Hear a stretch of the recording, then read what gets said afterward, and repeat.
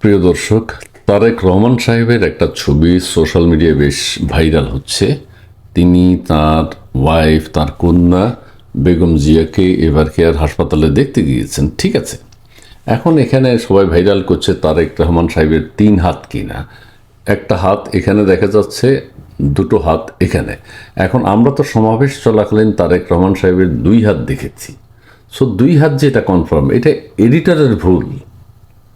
Editor যেটা করেছে যে ওয়াইফ জোবাইদা রহমান যখন তারেক রহমান সাহেবের ঘাড়ের উপর ভর দিলেন তখন একটা হাত তো উপরে আসতেই পারে।